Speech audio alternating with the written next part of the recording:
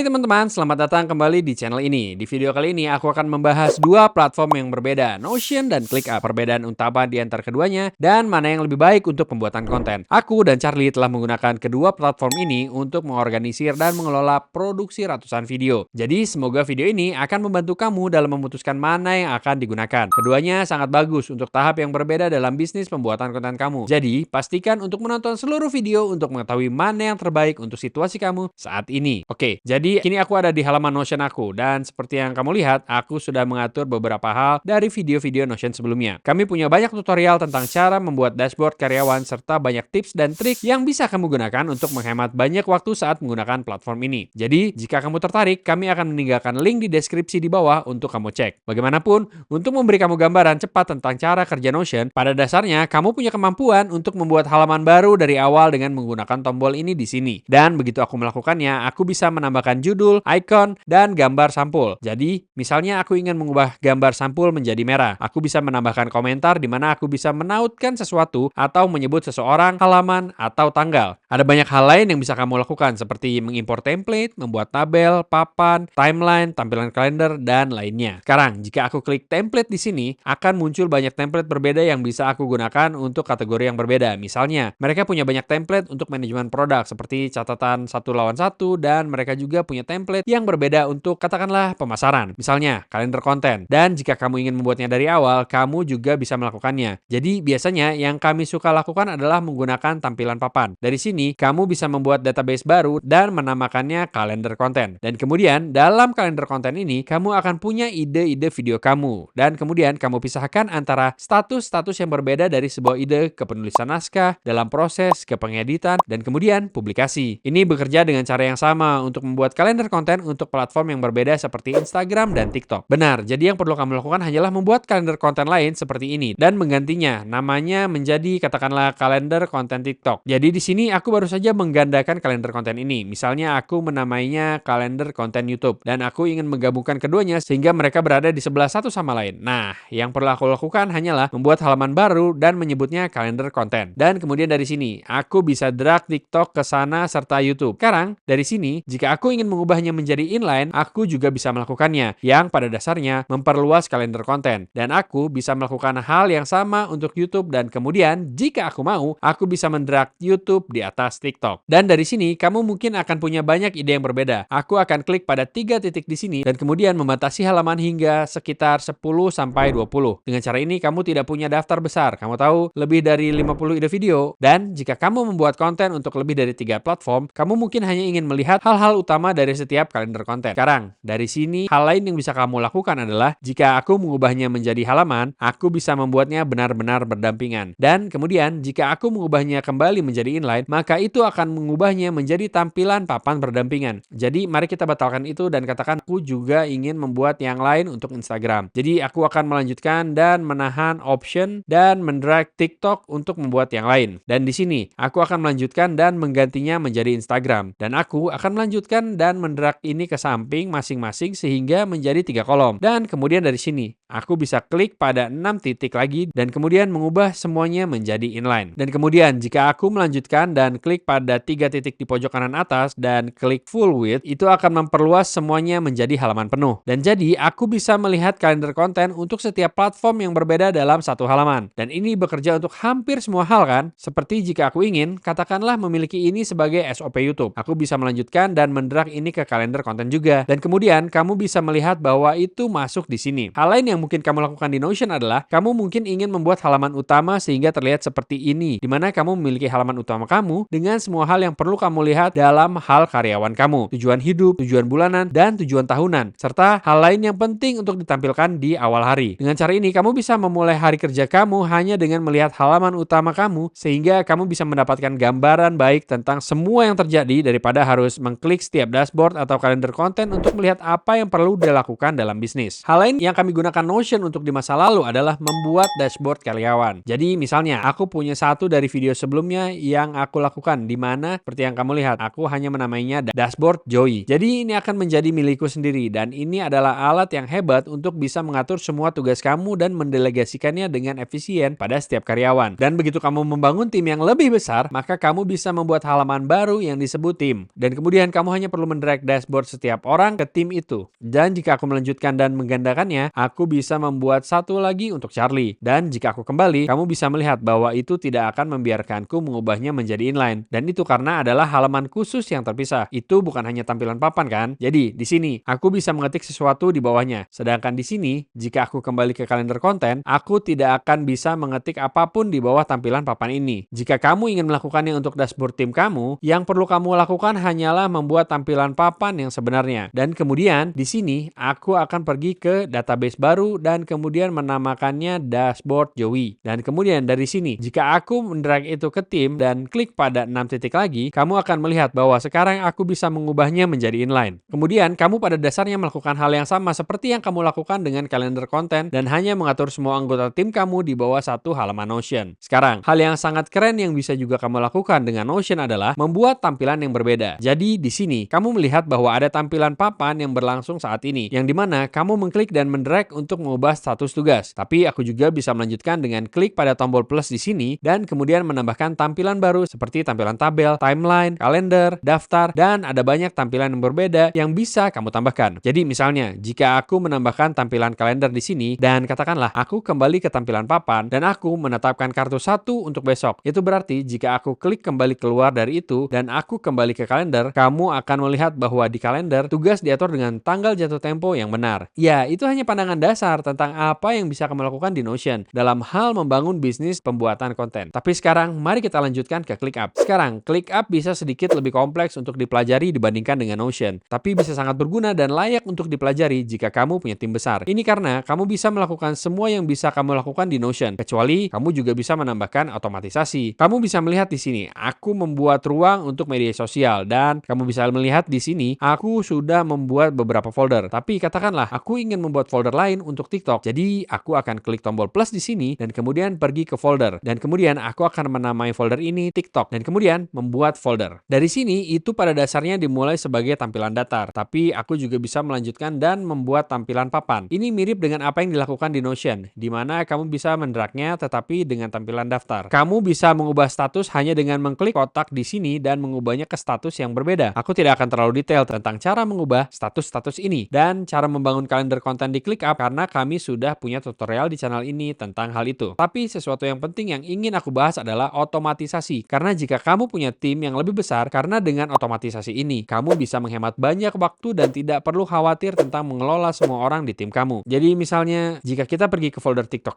kita jelas punya daftar ini di sini yang akan menjadi kalender konten. Jadi aku akan melanjutkan dan menamainya menjadi kalender konten TikTok. Dan dari sini, jika aku klik tombol otomatisasi, aku bisa melanjutkan dan selalu menetapkan tugas kepada siapa saja di timku. Jadi dalam hal ini, aku adalah satu-satunya orang yang di ruang kerja ini. Jadi aku akan melanjutkan dan menetapkannya kepada diriku sendiri dan kemudian aku juga akan menambahkan diriku sebagai pengamat. Yang pada dasarnya berarti bahwa setiap kali ada perubahan yang dibuat di dalam daftar ini, aku akan mendapatkan pemberitahuan di ClickUp-ku yang memberitahu apa yang diubah. Jadi aku akan melanjutkan dan membuat tugas tes. Ide TikTok 1. Kamu bisa melihat bahwa itu secara otomatis menetapkan aku ke tugas itu. Dan dari sini, jika kamu ingin membawa bisnis konten kamu ke tingkat berikutnya dan membuat jauh lebih efisien, maka apa yang aku rekomendasikan adalah benar-benar membuat otomatisasi khusus. Jadi kamu hanya pergi kembali ke tombol otomatisasi dan kemudian klik tambah otomatisasi di sini. Dan disinilah kamu bisa membuat aksi ketika maka. Katakanlah, misalnya bahwa jika status berubah dari ide menjadi penulisan naskah dalam proses, maka itu akan mengubah penerima tugas menjadi penulis naskah. Kemudian, aku juga bisa menambahkan komentar dan kemudian aku bisa menyebut siapa saja di dalam tim yang membantu menulis naskah video dan aku juga bisa menambahkannya ke dashboard mereka. Jadi di sini, di mana itu mengatakan tambahkan ke daftar. Aku hanya akan memilih daftar mereka dari sini dan hal yang sama berlaku untuk sisa proses kan. Jadi katakanlah ketika itu dalam proses penulisan naskah dan berubah menjadi pasca produksi dan aku akan melanjutkan dan menambahkannya ke daftar editor aku. Dan kemudian aku juga bisa melanjutkan dan menambahkan komentar dan kemudian menyebut editor di tim untuk memberitahu mereka bahwa hey, video sekarang dalam proses pasca produksi. Yang berarti bahwa kamu sekarang bertanggung jawab atas tugas itu. Jadi ya, seperti yang kamu lihat, ini bisa menjadi sangat-sangat rumit dan kamu bisa membuat banyak otomatisasi untuk setiap langkah. Jadi jika kamu lihat, hal itu pergi dari ide penulisan ke penulisan naskah dalam proses, ke pembuatan film, pasca produksi, siap untuk dipublikasikan dan kemudian dipublikasikan. Jadi sekarang aku telah memberi kamu gambaran singkat tentang masing-masing platform yang berbeda. Mari kita bicara tentang tentang beberapa kelebihan dan kekurangannya. Jadi dengan Notion pertama-tama, kamu tahu bahwa ini adalah platform yang bagus untuk segalanya. Kamu tahu baik pekerjaan maupun pribadi. Ini adalah platform yang sangat terkenal yang digunakan oleh sebagian besar pembuat konten dan sangat mudah dipelajari untuk pemula. Jadi ini adalah pilihan yang baik untuk pembuat konten solo atau pembuat konten dengan tim kecil di mana kamu bisa mengelola semuanya sendiri. Tapi jika kamu ingin melakukan hal-hal seperti otomatisasi, maka mungkin akan lebih baik untuk beralih ke ClickUp. Kami beralih ke ClickUp tahun lalu dan itu telah mengubah permainan untuk seluruh proses pembuatan konten kami. Itu sedikit lebih sulit untuk dipelajari dibandingkan dengan Notion, tapi aku akan mengatakan bahwa itu benar-benar layak. Terutama sekarang bahwa kami punya lebih dari 8 orang di tim yang mengerjakan berbagai hal pada saat yang sama. Otomatisasi seperti yang aku tunjukkan sangat membantu dalam proses bisnis dan membuatnya jauh lebih efisien. Dengan cara ini, jika kamu mengelola banyak orang di tim kamu tidak perlu terus memeriksa mereka. Dan dengan cara ini, tidak terlalu banyak pengelolaan mikro. Jadi, kesimpulannya, ini adalah yang aku pikirkan. Kamu benar-benar tidak bisa salah dengan kedua platform. Dan jika kamu baru memulai dengan membuat konten, maka aku merekomendasikan menggunakan Notion. Kemudian beralih ke ClickUp setelah kamu membangun tim besar. Sekarang, ketika kamu memutuskan untuk pindah dari Notion ke ClickUp, kamu bisa dengan mudah mengimpor file CSV kamu sehingga kamu mendapatkan semua data kamu dari Notion ke ClickUp. Kami punya tutorial di channel ini yang bisa mengajarkan kamu persis cara melakukannya. Bagaimanapun, aku berharap video ini bermanfaat. Dan jika memang bermanfaat, pastikan untuk meninggalkan like sehingga video ini bisa menjangkau orang lain yang bisa mendapatkan manfaatnya. Channel ini didedikasikan untuk membantu para pengusaha dan pembuat konten baru membangun sistem dan bisnis mereka. Dan jika itu terdengar seperti sesuatu yang kamu minati, pertimbangkan untuk subscribe sehingga kamu bisa tetap up to date dengan video baru setiap minggu. Itu saja untuk sekarang. Terima kasih banyak telah menonton. Sampai jumpa di video berikutnya.